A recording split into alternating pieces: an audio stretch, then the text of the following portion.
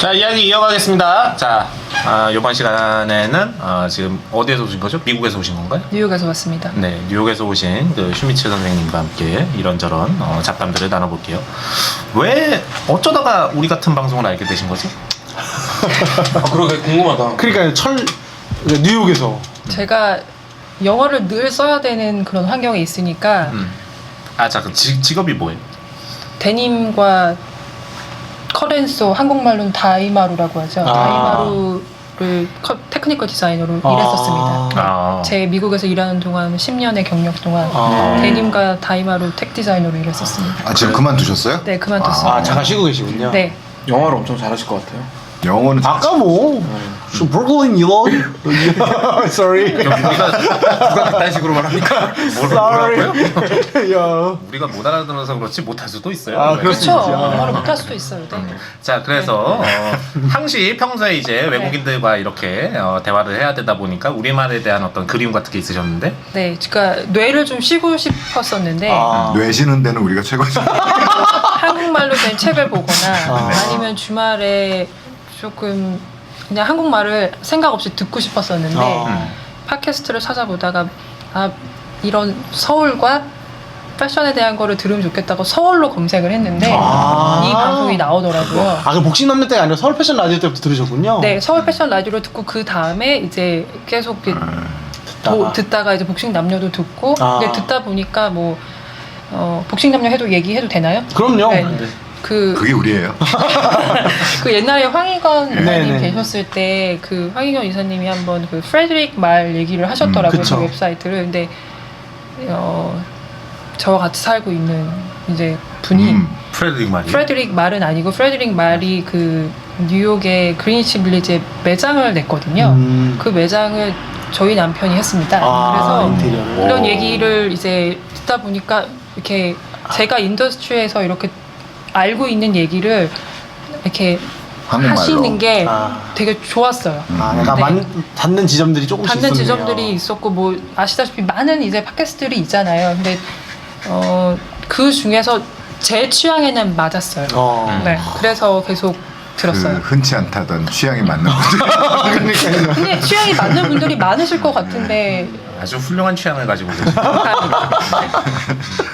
저희가 그렇게 막 엄청 메이저한 그런 거는 아니다 보니까 이게 좀 사람들이 좀 호불호가 좀 있긴 있어요. 그래서 아직까지도 학고방을 목면하고 있습니다. 자, 그래서 이제 일 얘기를 좀 더 이어가 볼게요. 네. 궁금해, 너무 궁금해요. 그러니까. 우리나라에서도 테크니컬 디자이너를 할 수 있는데 어쩌다가 이렇게 미국으로 가가지고선 그걸 하시게 된 거예요? 그러니까. 아주 어렸을 때부터 저희 엄마가 넓은 세상에 나오라고 그렇게 얘기를 하셨어요. 넓은 세상에 가서 살았으면 좋겠다고 그렇게 얘기를 하셔서 아주 어렸을 때 말귀를 알아들었을 때부터 그래서 그리고 그 외국 생활에 대한 그런 판타지가 좀 있었던 것 같아요. 본인이 그래서- 나가고 싶어서. 네, 네. 그래서 넓기로는 미국이 진짜 네. 먹어주죠. 그래서 학교를 졸업을 하고 고등학교 졸업하고. 고등학교 졸업하고 제가 에스모드로 졸업을 했거든요. 에스모드. 에스모드로 졸업을 하고 그 당시에 런던, 파리, 뉴욕을 학교를 지원을 했는데 뉴욕이 좀 더 저한테는 영어를 못했지만 좀 접근 가능성이 있었어요. 그 학교 세 군데를 그 세 나라를 지원을 하고 세 군데를 다 뭐 세인트 마틴도 지원을 하고 뭐 스튜디오 베로스도 지원을 하고 FIT도 했는데 파슨스도 했는데 그 중에서 가장 접근 가능성이 있고 그리고 파슨스가 좀 더 학비가 비쌌었거든요. 그쵸. 그래서 FIT를 가게 됐죠. FIT 그래서 지구나. FIT에서 전공은 남성복을 했고요. 그리고 거기에 테크니컬 디자인 전공이 있어요, FIT에. 그래서 거기서 테크니컬 디자인을 전공을 하고 학교에서 뭐 매년 여름 방학 때마다 인턴을 하고 그러고 이제 일을 하게 됐죠. 네. 근데 또 디자인 중에서도 네. 테크니컬 디자인을 선택한 거는 특별한 이유가 있으셔요? 제가 인턴을 해보니까 그때는 아주 어렸었죠. 지금도 훨씬 어렸었는데 그 디자인이라는 굉장히 그런 스포트라이트를 받고 뭐 옷을 잘 입는 사람이나 뭐 패셔너블한 사람이 많잖아요. 근데 그 옷을 만드는 그 비하인드 씬에 너무 많은 사람들의 공이 들어가는 거를 봤어요. 그렇죠. 그리고 옷을 하나를 만들어지는데 그 공장이나 그 공장과 디자인 회사 사이에 그 많은 커뮤니케이션을 하는 그 일이 굉장히 저한테 좀 의미 있게 느껴졌던 것 같아요. 그래서 그 일을 하면 좋겠다고 생각을 했고, 그리고 제가 또 디자이너로서 잘할 자신이 없었었던 것 같아요. 그 당시에 디자이너로서 디자인 전공했지만 왜요? 디자인이 굉장히 어려운 저는 직업군이라고 생각을 하거든요. 디자인이라는 게 여기 뭐 다 패션을 다 일하시는 분이지만 디자인이란 굉장히 개인 취향이 들어가는 거기 때문에 잘한다 못한다를 이렇게 누군가의 이렇게 대중의 객관화시킬 판단을 수가 없죠. 객관화시키기가 없는 작업이니까 그 안에서 살아남을 수 있을까? 그런 생각을 많이 했었어요. 뉴욕에서. 그리고 뉴욕에 남아 있고 싶었었고 디자이너로 일하는 사람들의 그 이렇게 치열하고 이렇게 뭐 취향을 얘기하는 그런 것들이 어느 순간 좀 피곤해지더라고요. 네, 그래서 근데 테크니컬 디자인이라는 그 일 자체는 사실은 굉장히 객관화가 많이 되어 있는 작업이고 그쵸. 스펙을 하는 작업이고 사실은 그 공장과 커뮤니케이션을 하면서 사실은 그 디자이너가 아는 것보다 훨씬 많은 정말 진짜 옷에 대한 정보를 얻을 수 있는 직업이거든요. 그래서 그게 너무 좋았어요. 지금도 좋고 그렇게 뭐 디자이너가 상상하거나 디자인하는 걸 어쨌든 이렇게 객관화를 시켜서 구현시킬 일이 그리고 그게 공장에 있는 굉장히 공장에 많은 리소스들이 있잖아요. 네. 그거를 이렇게 배우고 매일매일 이렇게 정보를 알 수 있다는 게 너무 매력적이었어요. 지금도 그렇고. 네. 좀만 더 좀 구체적인 얘기하면 좋을 것 같은데 테크니컬 디자이너가 네. 도대체 뭐 하는 일이에요? 제가 과정을 얘기를 해도 될까요? 미국에서 어떻게 일하는지. 네. 디자이너가 시즌을 시작을 하면 이제 디자인을 하잖아요. 그러면 그 옷을 이제 지금은 다 모든 공장들이 다 이렇게 오버시에 있으니까 외국에 있으니까 그 외국의 그 샘플을 만들기 위해서 이제 스펙을 정하죠. 그 스펙을 정하고 그 스펙을 기본으로 해서 택팩을 만들어요. 한국말로 작업 지시서라고 한다고 그러는데 택팩이라고 작지에 네, 택팩. 그걸 택팩이라고 하는데 그 안에 어떤 스티치를 쓸 건지, 뭐 어떤 실 색깔을 쓸 건지, 그리고 어떤 뭐 재봉 방법으로 할 건지 그런 인포메이션을 주고 그리고 스펙을 만들어서 공장에 보내면 이제 첫 번째 프로 샘플이 오거든요. 그거를 이제 디자이너랑 같이 피팅을 보고 디자이너가 나 이거 싫어, 뭐 길이 늘리고 싶어, 뭐 짧게 하고 싶어, 뭐 소매를 뭐 드랍으로 하고 싶어, 뭐 아니면 뭐 세린 슬립으로 하고 싶어, 그러면 그런 거를 이제 피커멘트를 해서 또 스펙을 이제 고쳐서 보내는 보내고. 일을 하고 저는 이제 다행스럽게 제가 일했던 그 회사에서 그 전 회사 햄트링에서 저한테 굉장히 많은 기회를 제 보스가 줬었어요. 그래서 저는 이렇게 패브릭 그 미팅에도 들어갈 수 있었고 그 생산팀에서 하는 그런 단가 계산하는 것도 이렇게 들어갈 수 있었고 그리고 이제 출장을 가서도 이렇게 패브릭 밀에 그러니까 원단 업체에 가서 원단 미팅을 하는 그런 걸 했었거든요. 테크니컬 디자이너가 할 수 있는 일이 저는 굉장히 많다고 생각을 해요. 본인이 원한다면. 그렇습니다. 다 해보셨네요, 거의. 그쵸. 디자인만 빼고는 다 해봤는데, 그러니까 테크니컬 디자이너는 사실 처음에 학교를 졸업하고 첫 회사에서 트레이닝을 받을 때는 디자인에 관여를 하면 안 된다고 그렇게 저는 트레이닝을 받았었거든요. 제 보스한테. 근데 제 생각에는 테크니컬 디자이너가 옷도 좋아하고 디자인을 알고 디자인을 좀 이렇게 본인이 굉장히 디자인에 대한 눈이 있어야 된다고 저는 생각을 해요. 맞습니다. 한국에서는 어떤가요? 텍 디자이너의 그 직업이? 한국에서는 그렇게까지 막 적극적으로 개입을 하지는 않아요. 우리나라에서는 이거를 소위 뭐 프로모션이라고 부르는데 그래서 그 디자이너가 어떤 대략적인 스펙 시트를 만들어서 주면은 그냥 그거를 최대한 구현하는 쪽으로 가려고 하지 디자이너에게 역제안을 넣거나 그런 게 그렇게 많지는 않아요. 있긴 있는데. 네. 그러니까 테크니컬 디자인, 그러니까 사실은 엄청 큰 브랜드 아니면 테크니컬 디자인이랑 디자이너랑 나눠져 있지도 않죠. 그냥 디자이너가 디자인해서 공장 가서 다 핸들링 하는 거죠. 그렇죠. 요렇게 하고 작은 데들은 이렇게 하고 우리나라는 그거를 그냥 통으로 외주를 주죠. 이제. 그게 이제 프로모션.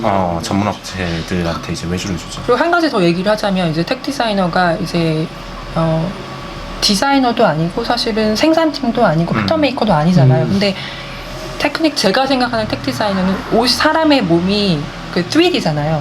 그러니까 이렇게 입체로 되어 있으니까 패턴은 이렇게 종이로 이렇게 플랫으로 옷을 이렇게 보지만 사실 사람 몸이 3D이기 때문에 테크니컬 디자이너가 옷을 입었을 때 옷을 볼 줄 알아야 된다고 저는 그렇게 생각을 하거든요. 그래서 그렇죠. 저는 일을 하면서 공장에 샘플 보낼 때 꼭 종이 패턴을 보내라고 하고 그리고 가장 초반 작업에는 저는 패턴을 열어서 제가 배운 방식대로 패턴 밸런스를 봐요. 봅니다. 그리고 그거를 공장에 이제 그러니까 가장 중요한 건 영어로 외국에 있는 공장에 내가 원하는 옷의 방향이 이거니까 너네가 이거를 따라줬으면 좋겠다. 이거를 전달하는 게 굉장히 중요하거든요. 그러니까 패턴 메이커랑 이렇게 커뮤니케이션 하는 게 중요하죠. 왜냐하면 패턴 메이커는 패턴을 하시는 분들은 외국에도 대부분 선생님들이세요. 굉장히 경력이 많으신 선생님들 때문에 저같이 이렇게 한 10년 정도, 한 10년 조금 넘는 경력에 있는 사람이 내가 생각하는 게 맞아 이렇게 푸시를 하는 게 굉장히 예의에 어긋나는 거거든요. 거기도 공장에서 따라. 그래서 이렇게 그 패턴 그 영어로 외국에 있는 공장에 있는 그 패턴 메이커 선생님들한테 내가 이렇게 밸런스를 내 방식대로 맞춰 보니까 아닌 것 같다. 그러니까 한 번만 나를 믿고 한번 이대로 패턴을 고쳐줘 봐라. 그렇게 했을 때 그 사람들도 아 옷이 이렇게 나오니까 좀 달라졌구나. 그걸 봤을 때 서로 좀 이렇게 외국에 있고 영어로 커뮤니케이션을 하지만 조금 이렇게 클릭이 된다고 하죠. 의사소통이 신뢰가 됐을 때 아 얘가 이렇게 하는 이렇게 좀 옷을 볼 줄 아는 거는 그러면 좀 잘 진행이 될 수 있는 것 같아요. 나뭘 아는 놈이고 맞다 이런 느낌이네요. 그리고 또 그레이딩을 또 하죠. 그 그레이딩. 사이즈 그 그레이딩 툴을 이렇게 하는 그런 일도 하고 있고. 네. 거기서도 이제 그 네. 캐드 패턴 안 하고서 손 패턴으로 해요? 이거? 대부분의 회사는 지금은 캐드 패턴을 하는데요. 종이와 캐드를 같이 하고 있고 저는 사실은 캐드를 조금 할 줄 알거든요. 근데 저는 조금 옛날 방식으로 하는 걸 좋아해서 저는 종이 패턴을 공장에서 받거나 아니면 샘플을 받을 때 그 캐드 패턴으로 받아서 제가 열어보죠. 그래서 네. 손으로 좀 손으로 좀 고치거나 아니면 회사에 있는 패턴 메이커 선생님한테 내가 보니까 이렇게 고치면 좋을 것 같은데 네 생각은 어떠냐 이렇게 하죠. 그러니까 제 생각에는 커뮤니케이션이 굉장히 중요한 직업인 것 같아요. 네. 모든 게. 이런 커뮤니케이션 네. 참 중요하죠. 그러니까 일례로 제 아는 동생도 LA 쪽에서 네. 그 테크니컬 디자인을 한다고 그랬잖아요. 그러니까 뭐 크리에이티브 디렉터가 있고 얘는 뭐 테크니컬 디렉터 뭐 약간 그런 식으로 네. 일을 하는데 네. 브랜드가 뭐 LA 쪽에 청바지 하는 게 굉장히 많이 망하고 없어지고 네. 막 하고 크리에이티브 디렉터들도 진짜 명매어라는데 얘는 쭉 가더라고요. 그런 걸로 봐서는 이게 우리나라에서는 그래도 아주 하이라이트 되거나 중요하게 많이 인식하지 않는 경우들이 조금 있는데 그 시장이 좀 더 세련화되어 있을수록 되게 중요한 그런 포지션인 것 같아요. 그쵸. 원래 기술자들은 오래 가요. 맞아. 기술이 있으면 오래 가죠. 역시 기술인 것 같습니다. 네. 있어야 됩니다. 자, 그러면 그간의 커리어에서 주로 우리가 좀 알 법한 그런 브랜드들, 궁금해요. 어디를 거쳐보셨나요? 저는 두 군데 회사를 거쳤는데요. 그 전에는 한국에 오기 전에는 햄트랭에서 일을 했었고, 헬멧 랭에서. 네, 햄트랭에서 일했었고, 발음이 좋아. 아물라잉. 그 전에는 그 미국에 있는 메이시스랑 블루밍데이즈에 들어가는 저스틴 팀버레이크의 그 베스트 프렌드가 투자한 그 윌리엄 웨스트라는 브랜드가 있었어요. 윌리엄 웨스트. 네, 윌리엄 웨스트. 근데 그 좀 중저가였죠. 그 브랜드에서 이제 일을 했습니다. 그럼 거기서도 데님이 저는 데님과 다이마루를 네, 거기서도 대다. 했습니다. 네. 네. 다이마루 맞나요? 다이마루. 네. 근데 커덴소가 다이마루 맞죠? 커덴소가 맞잖아요. 커덴소의 맞아요. 네. 네. 다이마루랍니다. 네, 그렇게 했습니다. 그러면은 네. 그 모든 게 다 그 네. 오버스에서 만드는 거예요? 그쵸. 햄블라인도? 햄트랭도 데님은 사실은 뭐 LA에서 말씀하셨지만 뭐 LA에서 하거나 아니면은 저는 그 전에는 뭐 중국, 뭐 조던, 뭐 스리랑카, 뭐 인도네시아, 베트남 그런 공장에서 일했었고 그리고 다이마루는 포르투갈에서 일을 했었고 그리고 이탈리아 데님 공장이랑 일을 했었고요. 그럼 다 막 하루 막 출장 가고 막 그러는 거예요? 그 전 회사에서는 제가 출장을 제 보스가 갔었고요. 제가 이제 이탈리아 공장이랑 일을 하면서는 이탈리아 공장으로 이제 갔었죠. 아, 좋네. 네. 그 이탈리아 공장이 워싱 거기가 데님을 제작하는데 데님을 제작해서 거기가 워싱은 포천에서 하지. 1978년부터 2007년까지 디젤 청바지를 만들었던 공장이랑 제가 일을 했었어요. 굉장히 오랫동안 데님가 청바지로는 사실 탑 중에 하나군요. 그렇죠. 탑 중에 이제 과거형 그 사람들은 과거형을 쓰더라고요. 탑이었었다고. 그리고 명품 브랜드들도 다 같은 공장에서 한다고 하더라고요. 맞아요. 그래서 그 기술을 가지고 이제 지금은 그 공장이 지금은 디젤이랑은 일을 하지 않거든요. 그래서 이제 뭐 미국이나 뭐 유럽에 있는 다른 이런 패션 브랜드들의 이렇게 데님을 지금은 그 기술을 가지고 하고 있고 제가 그 이탈리아 얘기를 좀 해도 될까요? 네네네. 그 이제 제가 공장을 갔을 때 이런 얘기를 그 건물이 2층이었는데 그 디젤 시절의 그런 화려함이 보였었거든요. 1, 2층을 다 썼었는데 지금은 2층은 다 비어 있고 1층만 이렇게 남아 있었어요. 그러니까 그게 그만큼 디젤이 망했나요? 아니요, 어떤- 디젤이 이제 디젤이 있기는 하지만 옛날만 못하죠. 옛날만 못하고 그 지금 데님 전체가 옛날만 못하죠. 데님만 그렇죠. 그리고 그 디젤에서 OTB라는 회사를 만들어서 마르니도 가지고 있고 마르지엘라도 가지고 있고 그리고 빅토앤롤프도 가지고 있고 그렇다고 알고 있거든요. 그래서 그 디젤 패밀리와 그 제가 일했던 공장의 그 가족이 굉장히 친한 사이라고 하고 저도 뉴욕에서 뉴욕 패션 위크 때 그 디젤 회장의 아들이 지금 뉴욕에 와 있거든요. 뉴욕에서 일을 하고 있어요. 그래서 같이 만났었어요. 근데 디젤이 있기는 하지만 예전 같지 않죠. 그래서 그 주변이 그때 정성호님도 말씀하셨지만 그 근처가 다 그 데님을 하고 뭐 와싱을 하고 그런 게 굉장히 발달된 도시예요.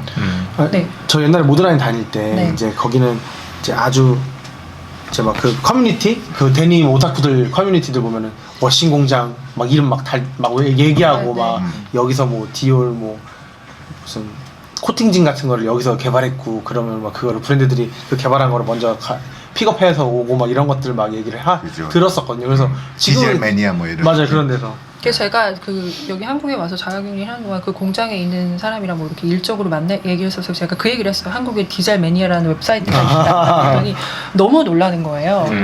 80만이잖아요 회원이. 네. 그러니까 본인도 자기가 그 사람들은 굉장히 작은 시골이거든요. 그 북동 쪽에 있는 작은 시골인데 이렇게 먼 한국이라는 나라에 디젤에 이렇게 팬이 있었다는 거에서 굉장히 그 사람들 놀라더라고요. 그러니까 디젤의 그런 전성기를 봤던 사람이고 그 지역은 그런 전성기를 다시 원한다는 그런 느낌을 저는 받았어요. 아직도 그 뭐 프린트 하는 곳도 갔고 뭐 자수하는 공장에도 갔는데 저는 거기서만큼 디젤 옷을 많이 본 적이 없거든요. 아직도 디젤을 입고 있었고. 동네 사람들이 다 디젤 입고 다녀. 그렇죠. 그리고 그런 말씀하셨던 이제 뭐 와시하는 데를 가면 정말 어마어마한 아카이브를 가지고 있어요. 그렇죠. 네, 어마어마한 정말. 그 부흥을 네. 모드라인도 원하고 있거든요. 쉽지는 않을 겁니다.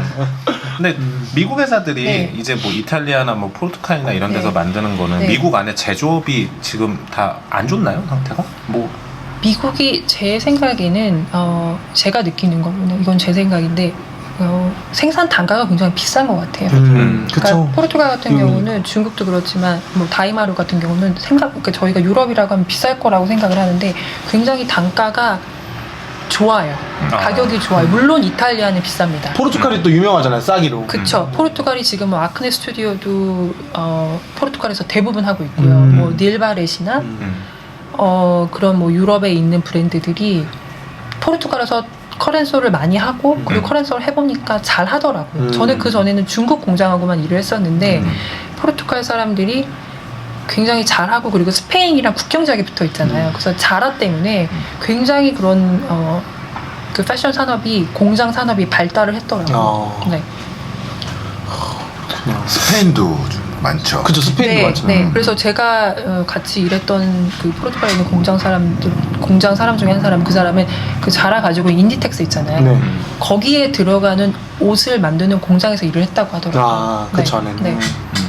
그리고 제가 들은 거로는 또 이런 얘기도 있었어요. 메이드 인 USA 청바지를 만드는데 한 절반 정도는 멕시코에서 작업을 해가지고 와가지고 뭐 이렇게 끝 작업을 뭐 이렇게 하면서 USA를 하는 그런 방식도 있다고 그러던데 그런 얘기 들어보셨나요? 네. 그런 얘기도 들어봤어요. 그게 실제로 그게 일어나는지 모르겠지만 그렇다고 그리고 중국에 있는 공장이나 뭐 스리랑카나 그런 이제 외국에 있는 공장이랑 이탈리아에서 일하는 방식, 이 공장에서 일하는 방식은 굉장히 비슷해요. 굉장히 그게 스탠다드화되어 있다고 하죠. 이렇게 표준화가 많이 되어 있는데 LA 공장 같은 경우는 조금 다르더라고요. 일하는 방식이 좀 차이가 있어서 LA 공장 일을 할 때랑 이탈리아랑 일할 때랑 조금 이렇게 프로세스? 일하는 사람이 프로세스나 이렇게 약간 뇌를 좀 바꿔야 된다고 해야 되나? 이렇게 좀 다른 방식으로 커뮤니케이션을 해야 돼요. 어떤 식으로요? 한국적인. 그래서 한국적인 것도 그렇고 좀 그러니까 예를 들면 제가 비교를 하자면 그러니까 그 잡지를 만들거나 커뮤니케이션을 할 때 이탈리아 공장은 정보를 많이 주면 안 돼요. 내가 원하는 레퍼런스가 이거고 나는 이런 걸 원해 그러면 그 사람들은 거기에 굉장히 많은 이렇게 본인들의 창의성이나 크리에이티비티한 걸 이렇게 넣으니까 굉장히 심플한 작업 지시서를 원하고 LA 같은 경우는 이렇게 정보를 굉장히 많이 줘야 돼요. 한국 분들인 거죠? 대부분? 한국 분들도 계시고 뭐 중국 분도 있고 멕시코 분들도 있고 뭐 미국 사람도 있고. 네. 자세하게 주는 걸 좋아하는 건 그래도 좀 의외네요, 그래도. 그대로 만들겠다는 그렇죠. 일념이네. 그리고 중국 같은 경우도 중국에 보내는 작업 지시서는 한 20장 정도가 돼요, 미국에서. 근데 처음에 이탈리아 공장이랑 일할 때 그렇게 줬더니 자기네들은 못 읽겠다 그러더라고요. 그래서 제가 일을 하면서 이제 배워 나가게 됐죠. 심플하게 주고 굉장히 한 2-3장 정도에 주고 내가 원하는 거 이거니까 니네가 한번 니네의 창의성을 한번 넣어봐. 그러면 이렇게 오더라고요. 그리고 그건 또 새롭네. 네, 그죠? 이탈리아 공장 같은 경우는 저는 이렇게 얘기하는데 피 안에 예쁜 거를 보는 눈이 있는 것 같아요. 그래서 샘플이 와도 너무 예쁘게 오고 피 안에 피 안에 블러드 안에 피 안에 오줌이라고 하는 피 안에 그러니까 그들의 그렇게 자라온 그런 이렇게 성장 과정 미적 안에 감각 미적 감각이 그래서 수혈을 좀 해야 되겠네. 이태리 가서. 네 그런 게 굉장히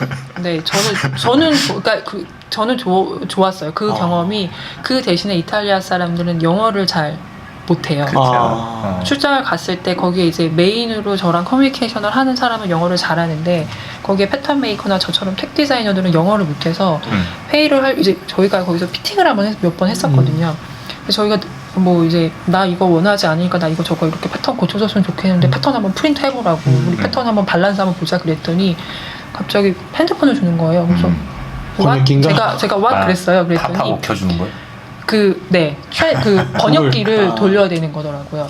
근데 그게 조금 이탈리아 사람 그 산업에 조금 어려움인 것 같아요. 네, 그랬었던 것 같아요. 그러니까 유럽에서 네. 그것도 서유럽인데 태어나서 살면서 프랑스나 이태리 사람이 영어를 못하는 삶을 사는 거는 진짜 쉽지 않은 일일 것 같아요. 근데 아직도 많더라고요. 엄청 많죠. 많더라고요. 네, 많더라고요. 그렇구나. 이탈리아어도 영어 안 하고 프랑스는 말할 것도 없고. 승준이는 어디가 안 통하니까 몰랐지. 몰라? 제가 못하는데 제가 그 사람입니다. 서울에서도 안 통하잖아요. 분명히 기본 교육과정에 영어가 있었다고 그러는데 기억이 안 나요. 그래서 그 사람들이 이제 저 말을 할 때 이렇게 막 영어를 못하는 거에 대해서 굉장히 이렇게 부끄러워해서 저는 이렇게 얘기를 했거든요.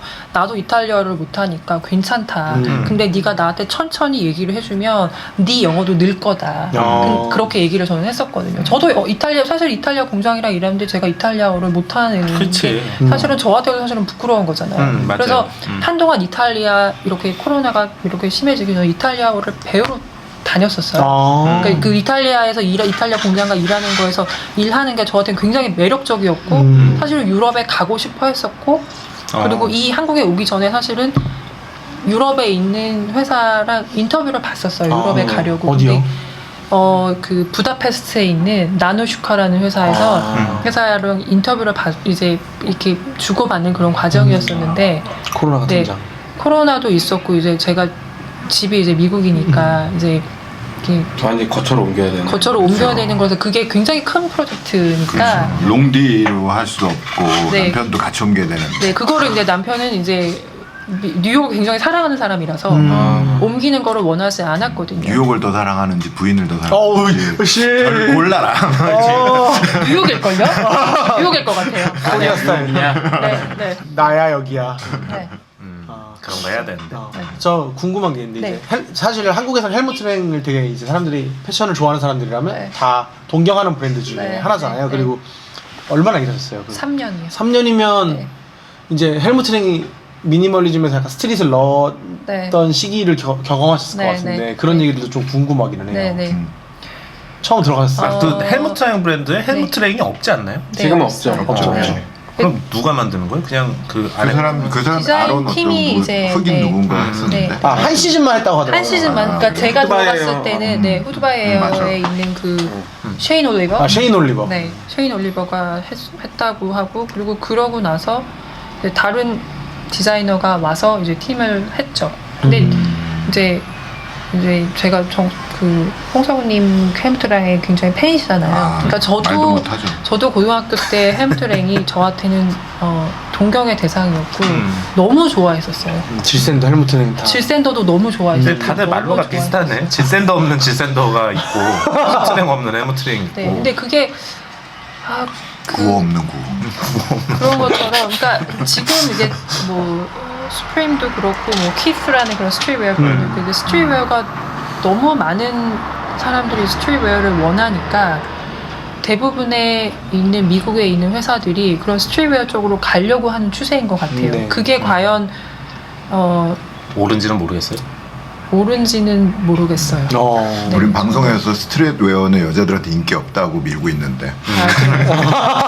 그러니까 안 되는 거야, 이 새끼들. 그러니까 브랜드에서 제가 생각하는 물론 제가 디자이너는 아니지만 이렇게 특히 이런 코로나가 이렇게 어떻게 저희가 기대할 수 이렇게 어떻게 해볼 수 없는 21세기의 병이잖아요. 그죠.